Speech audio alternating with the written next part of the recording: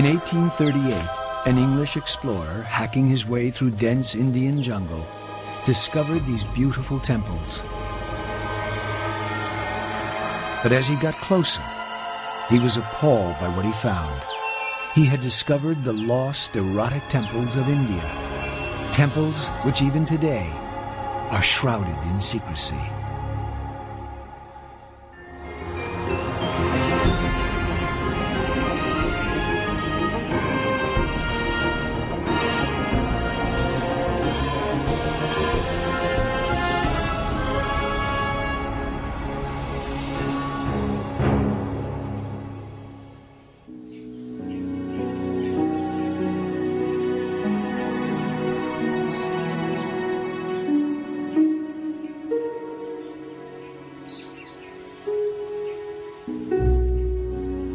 This is the face of India that the whole world knows, the Taj Mahal, one of those amazing works of art that completely lives up to its reputation.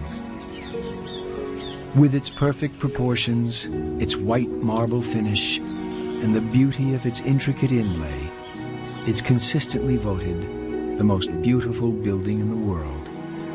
It was built for love by a Muslim emperor in the mid-1600s, about the same time Versailles was being created for the kings of France.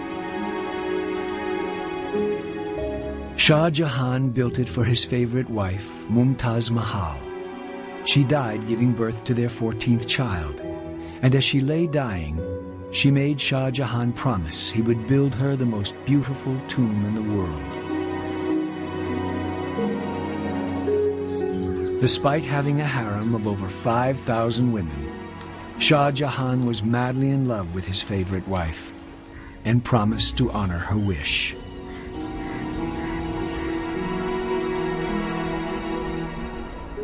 The emperor collected gems, so his craftsmen carved gemstones into flowers and shapes, carefully slicing thin sections of jade, lapis, amber, jasper, and amethyst, and then inlaying them into the white marble.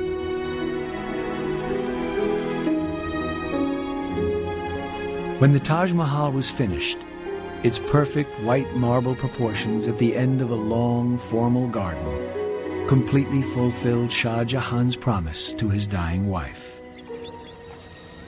When people think of India, they think of the Taj Mahal. But there is a more ancient, secret India, hidden deep in its tropical jungles, where one of the greatest building efforts in human history produced thousands of strange and mysterious temples. But today, they are lost and forgotten.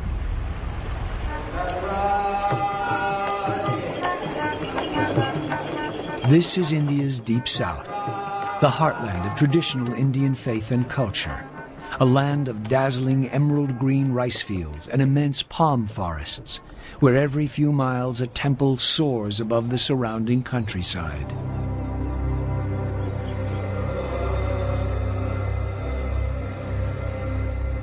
Here, over 1,000 years ago, one of the greatest kings of India, Raja the Great, embarked on one of the largest building programs in the history of mankind that still continues to this day.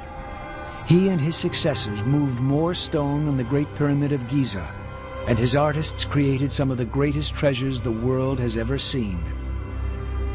Over time, Raja's temples became larger and larger. This one is so vast that more than 200 Taj Mahals could fit comfortably within its walls. Why did Raja do it? Well, it was the same motive that built Europe's cathedrals and Egypt's pyramids. He was moved by the power of faith.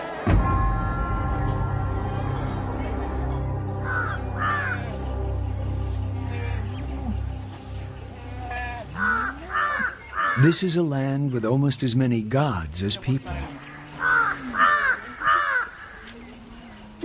Every day at dawn, 16-year-old Kala, the eldest daughter of this family, performs the same ritual. As the sun rises, she draws intricate designs with colored rice flour outside her front door to bring good luck.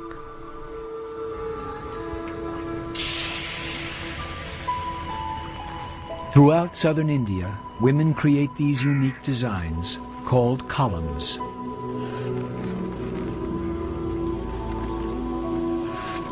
A column is not meant to be permanent, though, and the colored rice flour is dispersed throughout the day, only to be renewed the following morning. The rice flour goes to feed the ants and insects. Hinduism believes all life to be sacred. Even the humble insect has its place. In the larger temples, hundreds of priests carry out the thousands of religious tasks necessary to keep the gods happy. But these are not the gods of the West. Here, the priests are worshipping a phallic symbol, a stone lingam found in thousands of Indian temples. The West has never understood this erotic side of the Hindu religion, with its lingams, naked sculptures, and many-faced gods.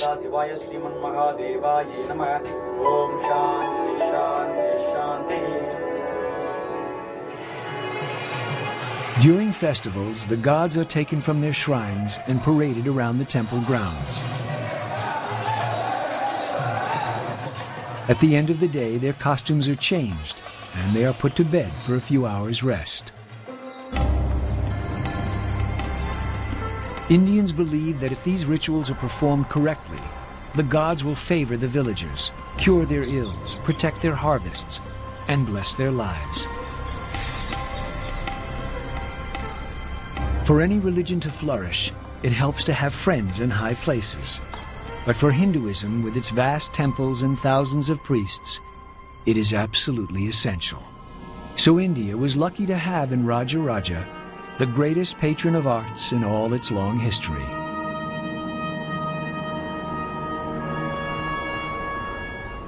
And this is where he started, with this great temple at Thanjavur. When it was finished 1,000 years ago, it was the most amazing building in India, more than 10 times taller than anything built before it. And it's not only huge, but it's all made of granite, one of the hardest stones in the world. The personality of Raja Raja is stamped all over this building. The most successful king the South ever produced had to build the greatest temple ever seen.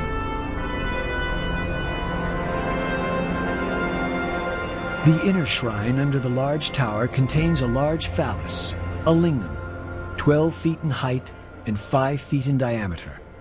The lingam is the symbol of one of India's most powerful and popular gods, Shiva. Every day, priests wash and dress the lingam, pouring milk and other sacred potions over the stone. The lingam stood for the power and fertility of the king. So Raja Raja, as one of India's most powerful kings, created one of India's largest lingams. Until recently, we had no idea what the great king looked like. But then archaeologists made a sensational discovery. They found a narrow passageway running around the central shrine that had been sealed up and forgotten hundreds of years ago. When the excavators peered in, they found its walls covered with unique paintings from the time of Raja Raja the Great.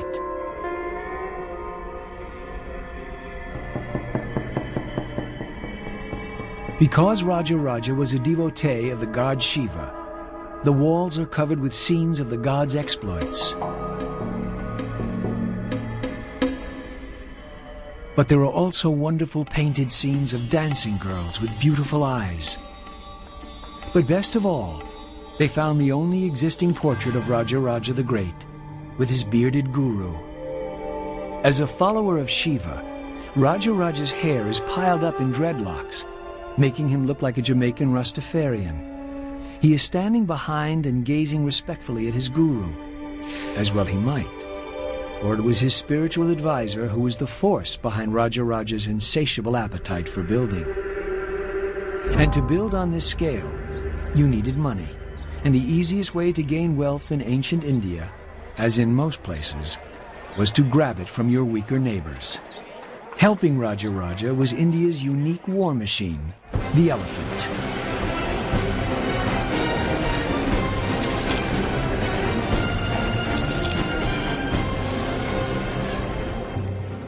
Here in the jungles of southern India, Raja's men searched for wild elephants.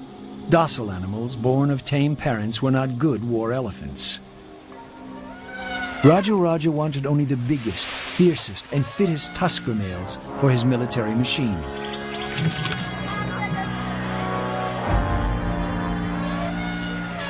A stockade was constructed by up to 1,000 elephant trainers, or mahouts.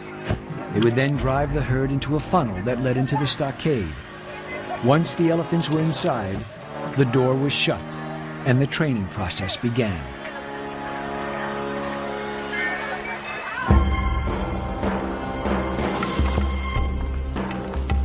As recently as the 1960s, great elephants were taken from these foothills, using the same methods as in Raja's day.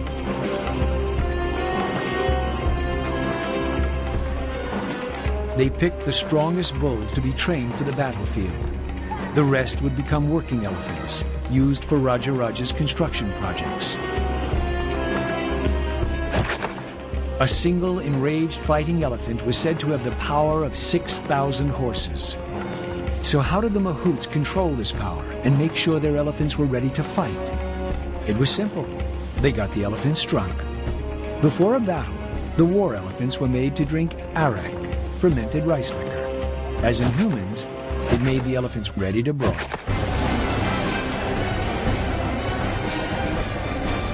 They could literally slice their way through the opposition with razor-sharp blades attached to their trunks.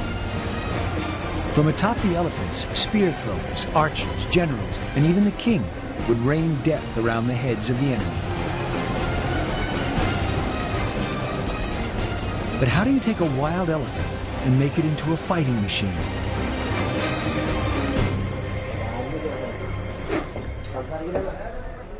By the skills of the mahouts, the legendary elephant trainers of India. Mahouts have a very close relationship with the elephants they train and have a deep understanding of the animal's nature.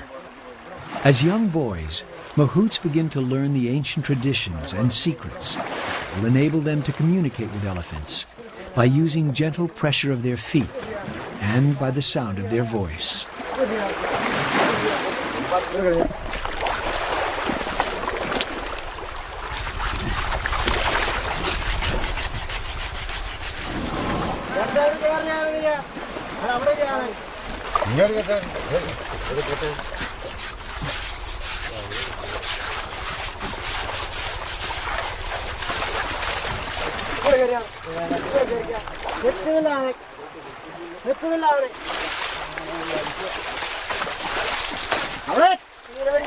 Elephants are very intelligent animals and can perform complicated tasks with amazing dexterity and strength. Raja wanted every elephant he could get his hands on. He was one of the most ambitious kings the world has ever seen. No one had ever built higher in India until Raja's great temple at Thanjavur. In only a few years, hundreds of thousands of tons of pure granite, one of the hardest stones in the world, were hacked out of the earth to build his dream temple. The quarry that provided the granite for the temple was over 50 miles away. So how did they move this huge amount of granite 1,000 years ago?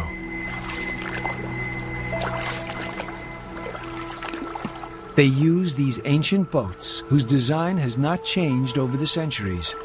From Bronze Age Ireland to modern Tibet, the coracle is mankind's favorite boat.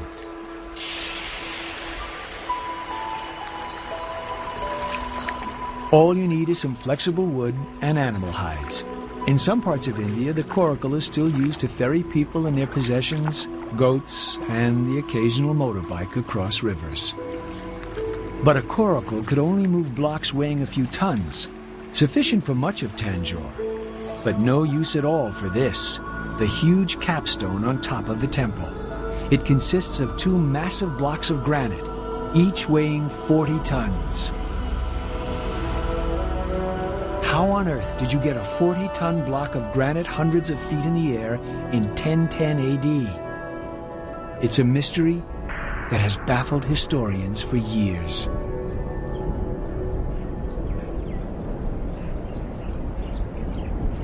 The exotic lost temples of India are as full of mystery today as they were when Western explorers first stumbled onto them over a century ago.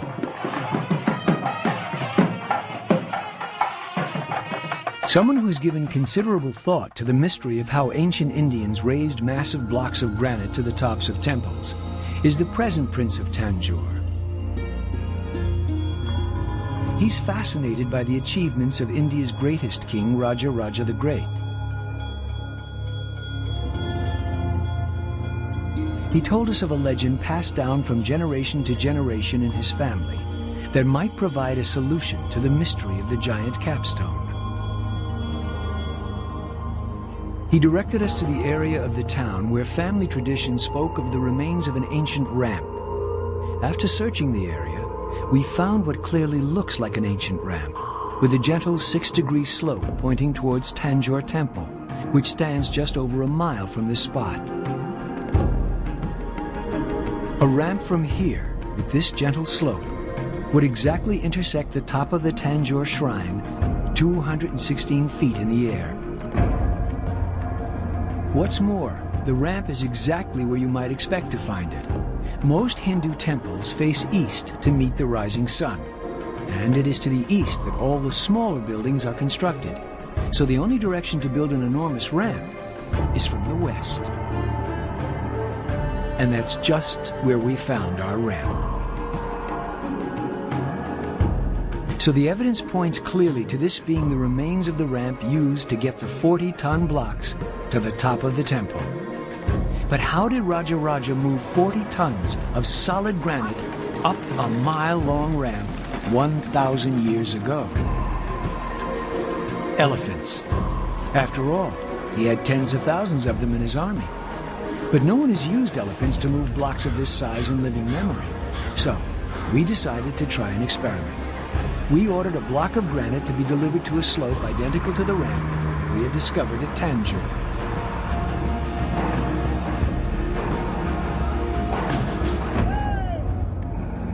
The block only weighed 25 tons, not 40, because that is the maximum weight you're allowed to transport on Indian roads. Even this weight took 3 days and 3 nights to travel the 200 miles from the quarry. We prepared several wooden rollers, then brought in the powerhouse of ancient India, the elephant.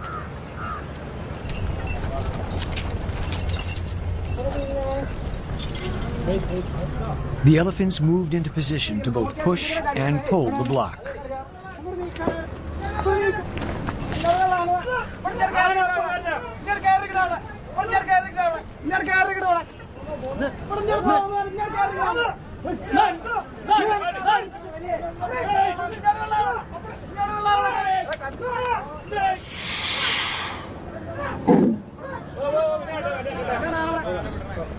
But despite all their efforts, it didn't budge.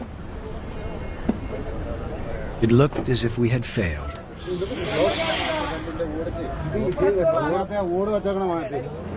But one of the men who was handling the elephants noticed that one of the logs wasn't completely round.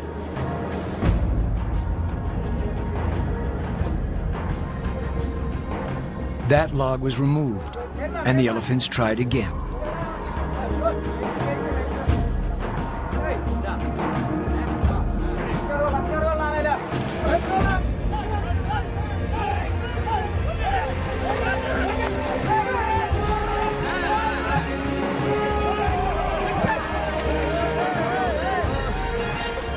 Success.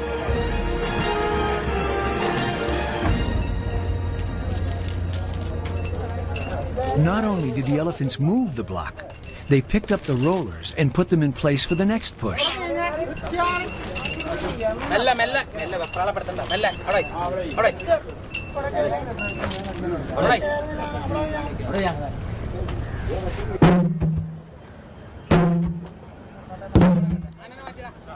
Our experiment showed how it was possible for Raja Raja and his architects to move giant stones to the summit of his temple. But how did they cut the stones in the first place? Remember, this temple is built almost entirely of granite, one of the world's hardest stones. How did Raja Raja's workers 1,000 years ago shape and carve this immensely hard stone using only primitive tools?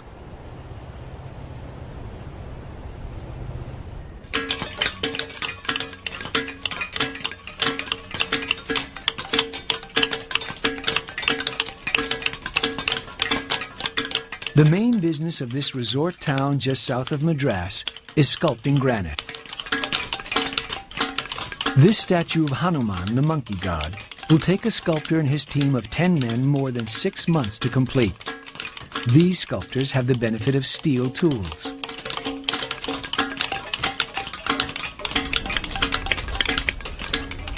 In the 9th century, the only tools available were made of soft iron. It would have taken many years for a statue like this to be carved. So this carved rock face must have taken decades.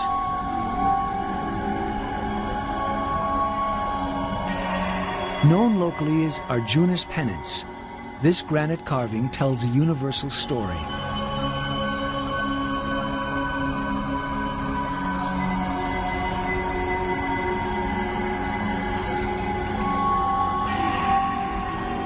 See this holy man standing in the burning sun on one leg, with his hands in the air performing the penance?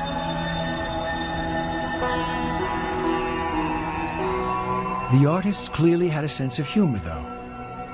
At the bottom of the wall is a little cat, holding the same difficult pose. Some mice, impressed by his piety, have come to worship him as a saint. One even has his paws clasped in prayer. Every Indian knows what happens next. The cat eats the mice. The sculptor is warning of the dangers of false prophets.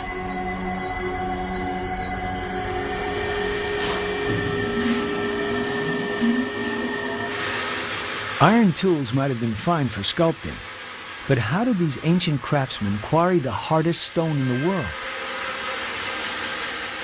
Today, even a diamond-tipped circular saw and countless gallons of water will take hours to cut through this block of granite. Looking around, you can see clues to how this would have been done 1,000 years ago. Once he had decided which segment of stone he wanted to quarry, the stonemason used a small iron chisel to hollow out rows of little pockets in the granite. Then he hammered wooden blocks firmly into the holes and poured water over them. The wood would then slowly swell until the granite split. That's how Raja Raja quarried stone for his temples.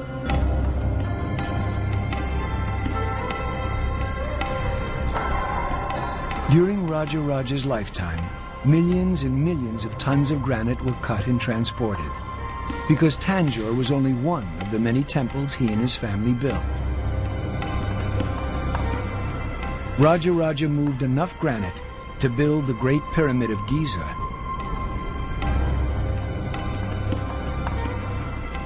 What was the driving force behind this building frenzy? Religion. You see, as a king, Raja Raja was in a terrible bind. On the one hand, his religion told him not to kill, but on the other, as a successful king, he was supposed to make war on his neighbors, and so he was responsible for the death of hundreds of thousands of his enemies.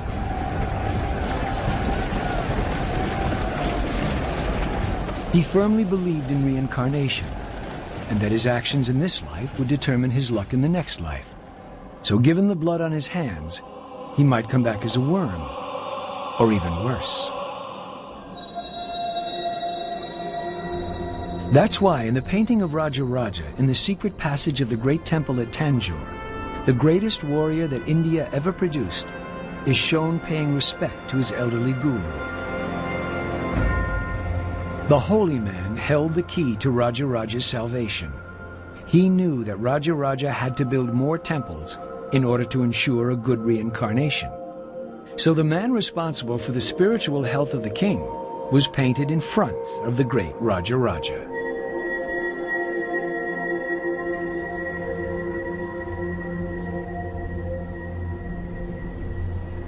Even for a king as rich as Raja Raja the Great, building a new temple was an expensive operation.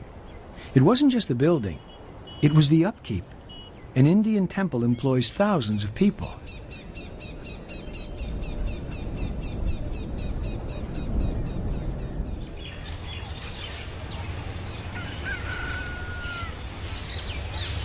For centuries, here at Sri Rangam Temple, men have been selected from special families to pick and prepare the garlands of flowers for the gods of the temple.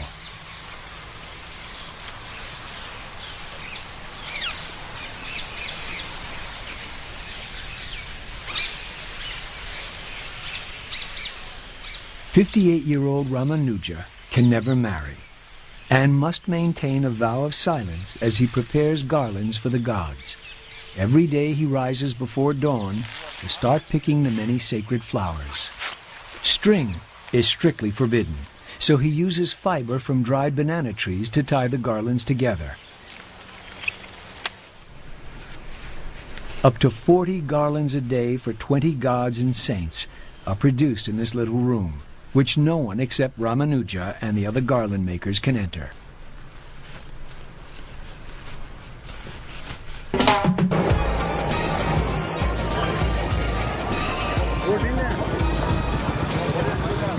Five times a day, Ramanuja walks from the flower gardens belonging to the temple, past shops selling everything from butter to bronze.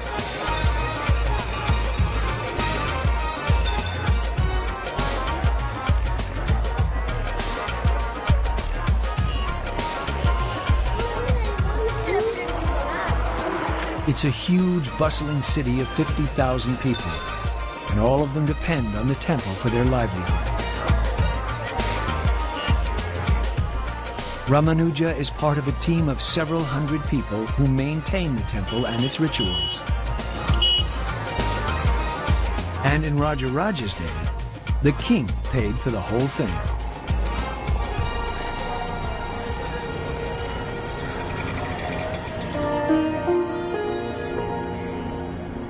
At the end of his journey in the heart of the temple, Ramanuja hands over his garlands to the priests.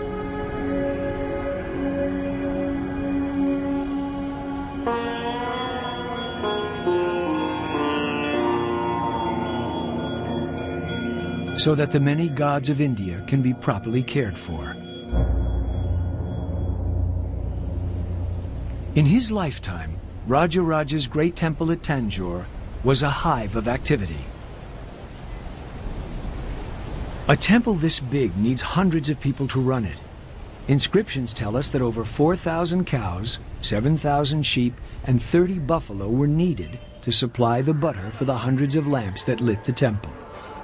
It must have been a blazingly bright place.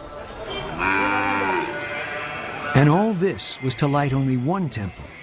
Rajaraja provided for hundreds of temples that he created, spending fabulous sums of money to ensure that he kept his karma in good standing. Because of his generosity, Rajaraja hoped the gods would overlook his many transgressions and be persuaded to reincarnate him in his next life as something a little better than a worm. This religious devotion led to an event that radically changed the entire course of all human history.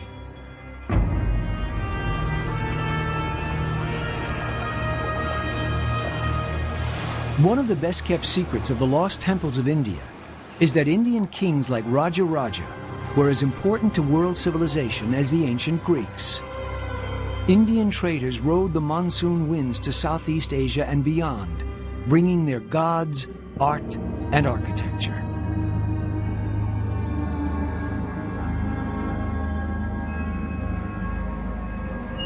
That's why, thousands of miles from Mother India, amid steaming tropical jungles, the temples of Angkor depict not Cambodian gods, but the gods of India, dancing on every wall.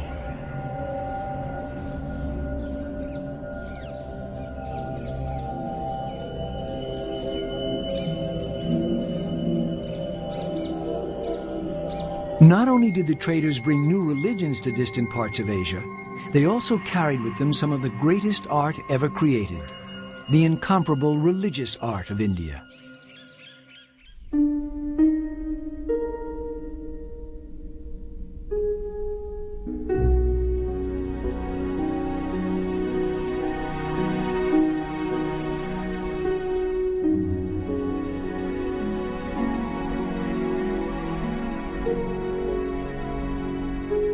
This bronze was made for Raja Raja when Europe was still languishing in the Dark Ages, incapable of producing anything that approached the beauty and technical accomplishment of this piece.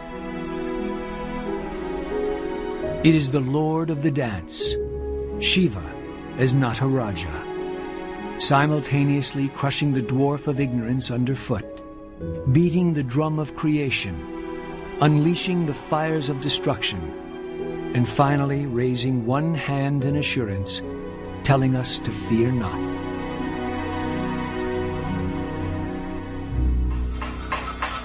Near Thanjavur, artists still create bronzes in exactly the same way as they did in the time of Raja Raja the Great.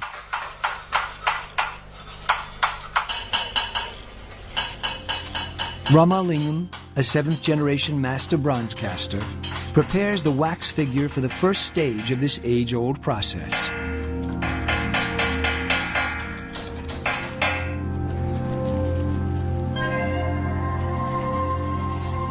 After the figure has been shaped in wax by the master, mud from the banks of the sacred Kaveri River is packed around it.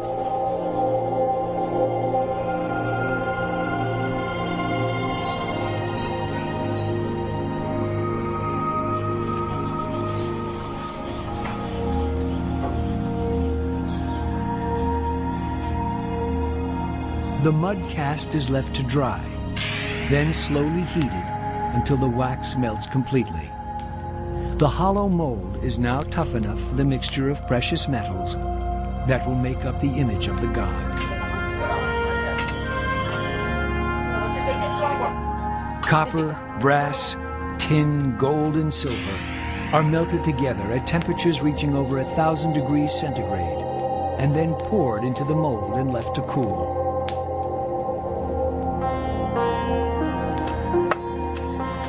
Once cool, the mold is broken, revealing the icon that is then given finishing touches by Ramalingam's assistants. Every single bronze statue is a unique piece, intended to bring the people closer to God. Ramalingam says, the beauty of the classic bronzes of Raja Raja's time is because of their liberal use of gold. Nowadays, the temples that commission bronzes have much smaller budgets.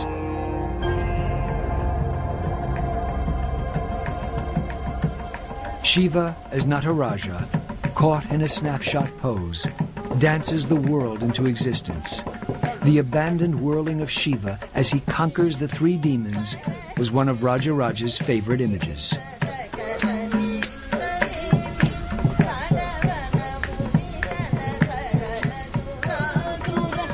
A temple without dancers would have been like a football team without cheerleaders.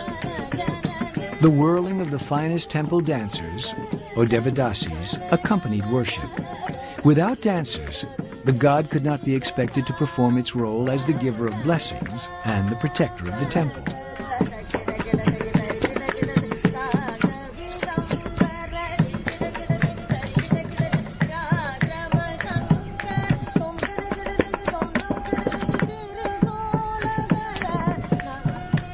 A Devadasi, or servant of God, in the days of Raja Raja, was a member of a cultural elite. These beautiful women could dance, sing, act, compose poetry, and paint. In his many temples, Raja Raja supported tens of thousands of these brilliant women. But no golden age lasts forever. A new threat from the north, invading Muslim armies, brought an end to his dynasty.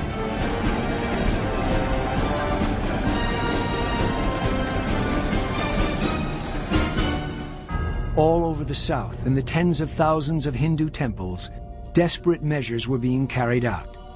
These Muslim invaders didn't just rob the rich and depart. They destroyed every Hindu image they could find, and if they couldn't destroy it, they defaced it. This Muslim army wanted to wipe Hinduism off the map of India. So Hindu priests hid precious idols. Bronzes covered with gold and diamonds were buried or locked in secret rooms. The bronzes were a prime target for the invaders, searching for jewels and precious metals. These bronzes were all taken from their temple shrines and buried in fine white sand, to remain hidden for over 700 years until their discovery in 1965. One of the greatest archaeological discoveries of the century.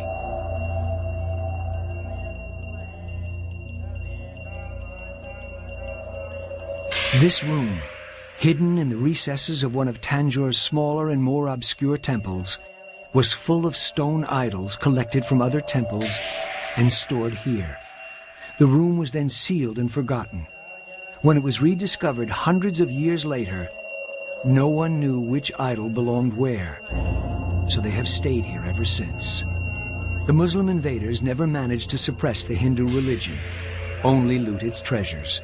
Southern India shrugged off the Muslim invasion and rose again to yet more splendid heights.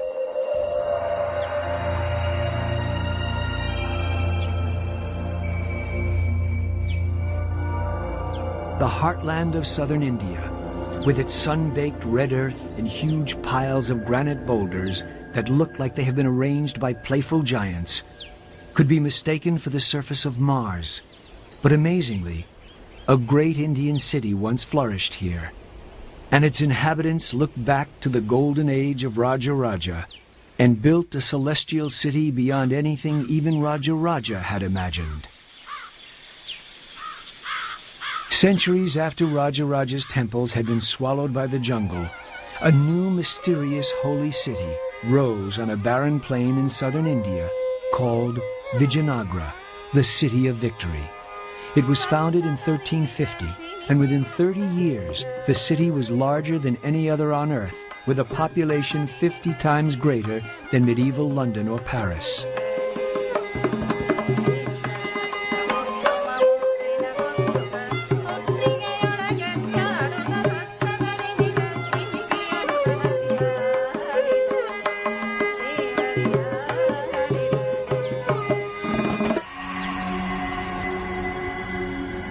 It arose from the chaos following Raja's dynasty, and its founders were determined to carry on his tradition of art and architecture.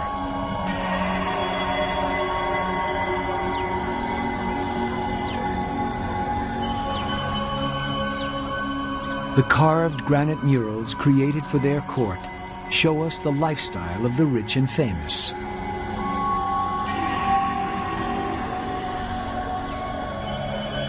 The kings liked to hunt and had their acts of bravery carved for all to see. And they also liked their dancing girls. And here, Portuguese traders with their sharp, pointy beards appeared before the clean-shaven king. These Portuguese wrote about the life of the city and the lifestyle of its king.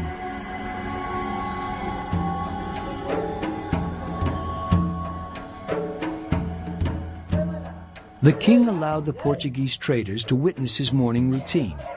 Every day he would drink a pint of oil and rub some more oil into his skin. Wearing only a loincloth, he would exercise with his sword and wrestle for a time with his favorite opponent.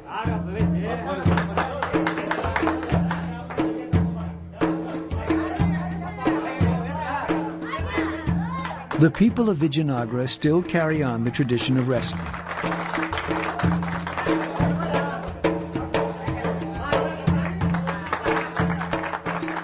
Though in the modern version, the idea is to hold your opponent up in the air for more than 3 seconds to secure a victory.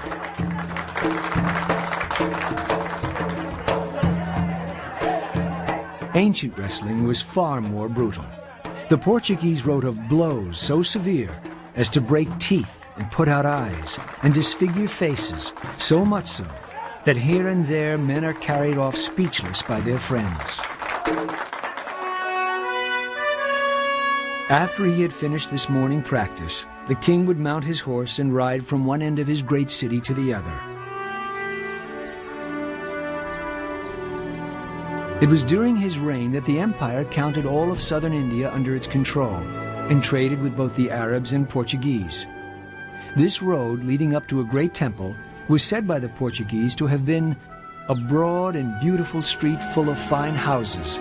The houses belonged to merchants, and there you will find all sorts of rubies and diamonds and emeralds and pearls. Every evening, there is a fair where they sell horses, citrons, limes, oranges, and grapes. You have all this in a street which leads to the palace.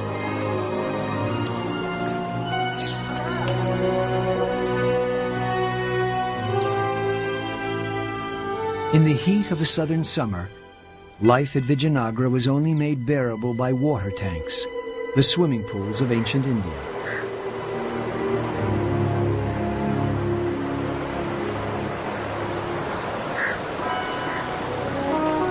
From the queens of the great courts to the peasant women in the fields, the women of southern India practice ritual bathing every day.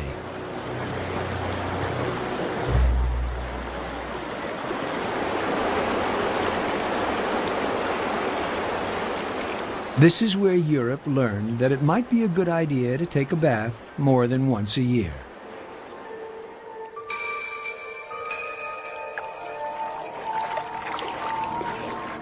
Noblemen and women, queens and their serving girls bathed within the palace walls in water brought from the river by an ingenious aqueduct system.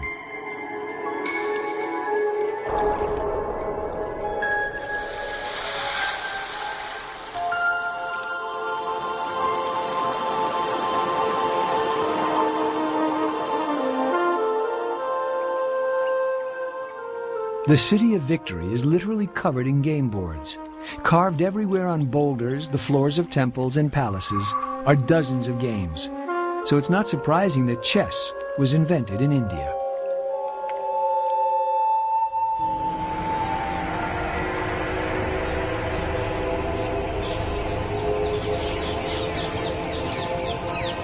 It's called Chaturanga.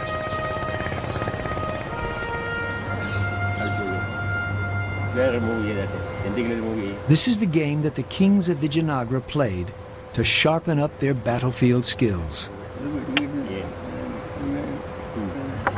Check. The elephant piece was the castle of today's game, and the most powerful piece. It can move in all directions and even leap over weaker pieces.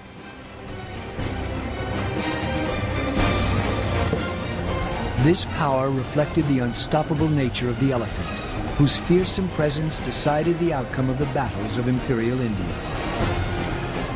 A game of Chaturanga could last for days or even weeks, as long as a real battle, with the loss of the godlike king spelling defeat. After 200 years, the impregnable city of Victory fell to the Muslim invaders from the north. This was not just a battle for territory and plunder. It was a battle for supremacy between the Muslims' one god, Allah, and the Hindus' hundreds of gods.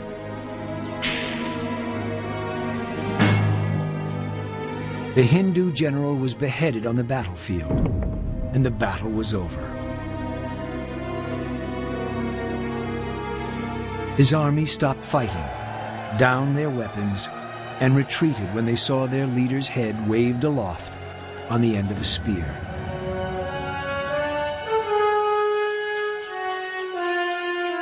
The city was literally torn apart. To this day, it has never been resettled. The city that was in its day described by a Portuguese trader as large as Rome and the best provided city in the world is now, like Pompeii, a ghost town frozen in time, lying empty and strange amidst the barren plateau, the last seat of imperial southern India, a city of ghosts.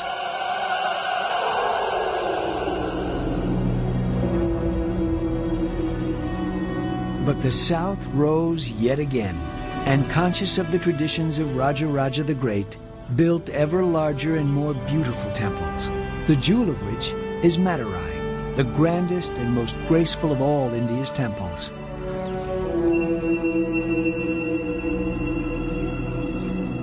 Yet for every 100 people who visit India, less than 10 journey south to gaze upon these incredible temples.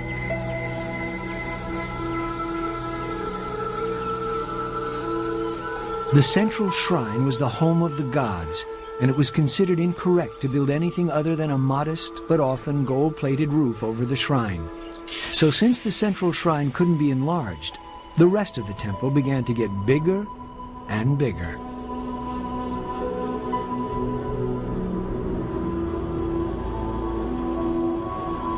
This expansion created the ornamental gateways called gopuras. Now they took wing and soared to unprecedented height and glory. The ones at Madurai are particularly graceful and crowded with sculpture. One gateway has more than 1,000 individual statues on it.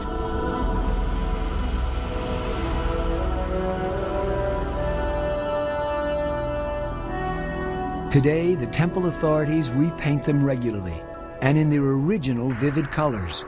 The result is truly out of this world. Grand as Madurai is, it is far from the biggest.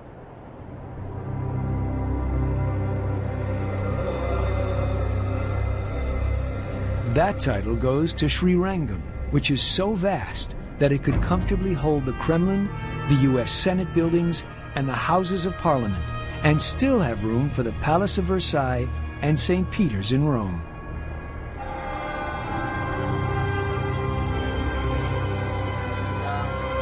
And in the temples, the ancient bronzes are still worshipped, 1,000-year-old hymns still sung, an unbroken line of cultural continuity back to Raja Raja. But to the majority of people in the world, even to many in India, this is a lost and forgotten world.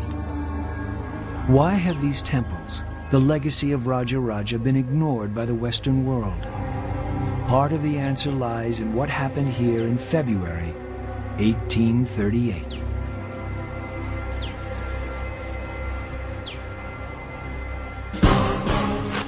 The lost temples of India were discovered in February 1838 by a British army officer called Captain Burke. He was told of the wonders to be seen in a place called Khajuraho, deserted for hundreds of years and covered by a thick canopy of trees. The trouble started when he came close enough to see what was on the walls. I found the ruins most beautifully and exquisitely carved. But some of the sculptures were extremely indecent. The religion of the ancient Hindu could not have been very chaste. The temple walls are covered with scenes of group sex, aroused males and eager females. It is not exactly what the average Christian expects to find on the walls of a house of worship.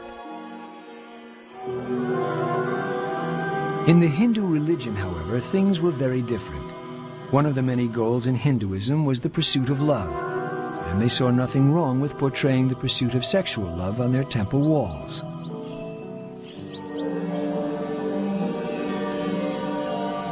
But these temples shocked the European visitor, convincing him of his moral superiority. "Our religion is sublime and pure and beneficent," said William Wilberforce, the man who ended the slave trade within the British Empire. "Hindu religion is mean and licentious and cruel." The sensuous nature of Hinduism was too extreme for the Victorians. The erotic temple sculptures and the lascivious activities could not be mentioned in mixed company. It was the Victorian sense of propriety that caused the temples and art of southern India to be ignored by tourists and scholars. A world that matched the Greeks in culture and the ancient Egyptians in building slipped back into the jungle, a lost world.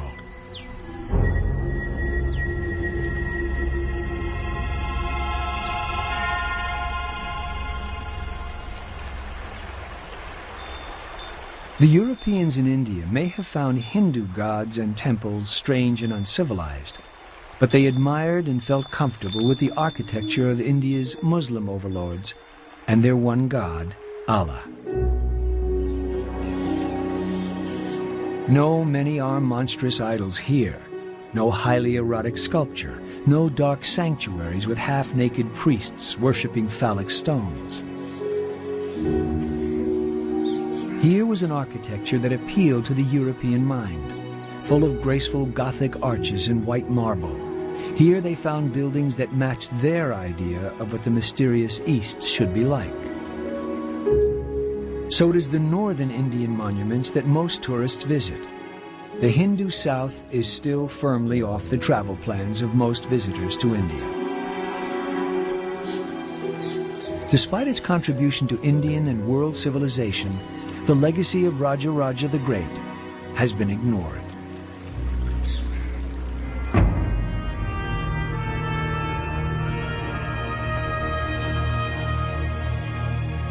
But in southern India, in the temples that Raja Raja and his successors built, the priests still carry out ancient rituals that have remained unchanged for thousands of years.